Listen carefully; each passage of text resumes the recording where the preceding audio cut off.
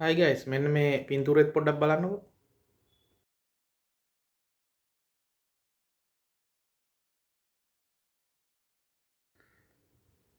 මේ රත්නපුර දිස්ත්‍රික්කයේ කිරියල්ල පැත්තේ පන්සලක තිබ්බ උත්සවයකට හරිද මාලිමාවේ කොඩි ගහලා සාමාන්‍යයෙන් ඕන දේශපාලඥයෙක් පන්සලකට ඉස්සර ගියාම පන්සලකට පල්ලියකට කෝවිලකට ගියාම එතන දේශපාලන පවන්ගේ දේශපාලන පක්ෂේ කොඩි ගහන්නේ නැහැ.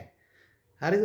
මෙන්න ඒකට මේ පෞසුගිය දවසක තිබ්බ උත්සවයකදී ගාන්ට මාලිමාවේ කොඩි ගහලා පන්සල ඉස්සරහින් මුන් එක්කලා කරන අමාත් මේ ආගමික කටයුතු ජීවිතයට ඕවගේ වැඩ කරනවාද?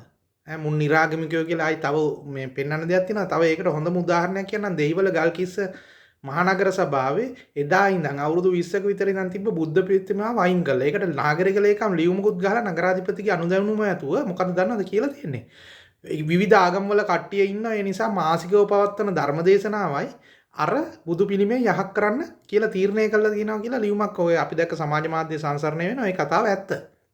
හරිද? මෙන්න මාලිමා ආණ්ඩුව NPP JVP ආණ්ඩුවේ බුද්ධ ආගම 70%ක් වෙච්ච බුද්ධ ආගමට ප්‍රධාන ආගම කරන අවමානය සහ කරන බලු වැඩේ නැතුව මේ බුද්ධ ප්‍රතිමා තිබ්බා කියලා බුද්ධ මේ ධර්ම දේශනා තිබ්බා කියලා පන්සල් වල උත්සව ගත්තා කියලා කවුරුත් වෙන ආගම් වලට ගරහන්නවත් කවදාවත් ගිහිල්ලා නැහැ. බෞද්ධයක් සිංහල බෞද්ධ මිනිස්සු බොහොම සමගියෙන් සමාදානයෙන් අනිත් ආගම්වල මිනිසුත් එක්කලා ඉන්නවා. මේ කවුද ජාතිවාදය අවුස්සන්න එපා කිය මේ රටේ ජාතිවාදය නැවත අවුස්සලා බෞද්ධ මිනිස්සුන්ගේ කුපිත කිරීම වැඩි කරන්න මේ කරන වැඩ කටයුතු පිටිපස්සේ කවුද ඉන්නේ? මේ මාලිමා ආණ්ඩුව නැත්තම් වෙන කවුද? නැත්තම් මෙහෙම කරනවාද? දෙහිවල ගල්කිස්ස අවුරුදු 20ක් මහනගර සභාවේ තිබ්බ බුද්ධ ප්‍රතිමාවයි ඊට පස්සේ මාසයකට සැරයක් තිබ්බ ධර්ම දේශනාවයි. මේක නැති කරලා මුන් මිනිස්සුද මුලින්ම මොකද කළේ? මුන්ට ඡාන්ද දීපේන්ට ගන්න ඕනේ මුන්ට. කොහමද?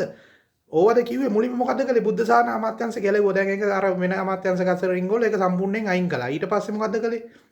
දැන් අර ගව ගෙදරද ගම ගෙදරද ගව ගෙදරද මන් දන්නේ නැහැ අහල් පාරුවක් ඉන්න ඇමති කෙනෙක් කියලා. බුද්ධ ශාසන මොනවද උඹලා ඕවට දෙන උත්තර? ගම් කබර බල්ලෝනේ උඹලා.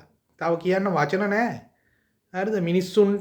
මිනිස්සුන්ට කිසිම දැන් තිස්ස විහාරයට යන්න බෑ. මේ උතුරු පළාතේ තියෙන තිස්ස විහාරයට යන්න බෑ. ඒකේ උද්ඝෝෂණය කරන ඒවට කිසිම ක්‍රියාමාර්ගයක් නැහැ. කටින පින්කමවත් කරන්න දෙන්නේ නැහැ ඒවේ. හරිද? දැන් මේ දකුණේ මේ තියෙන ඒවා මේ ප්‍රාදේශ සභා මාලිමා සභාපති කෙනෙක් ඉන්නේ දෙවිවල ගල්කිස්ස. මහනගර සභාවේ. එතකොට ඒ ධර්ම දේශනා නැහැ බුද්ධ ප්‍රතිමා අංගන තොපි නිරාගමිකයෝ කියලා අනිත් උන්ට බලෙන් ඒව පම්ප කරන්න ඕනේ නැහැ. අරුණ දිසානායක ප්‍රමුඛ ආණ්ඩුව දැන් තොපි කෙබර ගහලා දැන් මේවට මොනවද තියෙන තවත් කෙබර කියහලා. ගංකබර 70 අපිට මෙහෙම කතා කරලා මදි. දැන් ඡන්දේ දුන්න බෞද්ධයෝ ටික බලාගෙන ඉන්න මේ මොකද්ද මේ කරන්නේ කියලා. එක ආගමකටවත් නැතුව මේ කිසිම දෙයකට නැතුව නැත්තම් පන්සලේ අර මේ මාලිමාවේ කොඩි ගහගෙන මේ පන්සල් වල වැඩ කරනවාද? මුන් හරක් නෙමෙයි න කාලකන්ණි නෙමෙයි න. ඔහොම ඵලයල්ලකෝ පස්සේ කියන්න එපා. ඔය නාගරික ලේකම් ගින්නම් ඔය දේවල ගල්කිස්ස නගර සභාවේ නාගරික ලේකම් නගරාධිපති සියලුම දෙනාට විරුද්ධව ඇක්ෂන් ගන්න එක ගන්නවම තමයි. පස්සේ කියන්න එපා. පස්සේ යන්නන්න එපා. හරිද?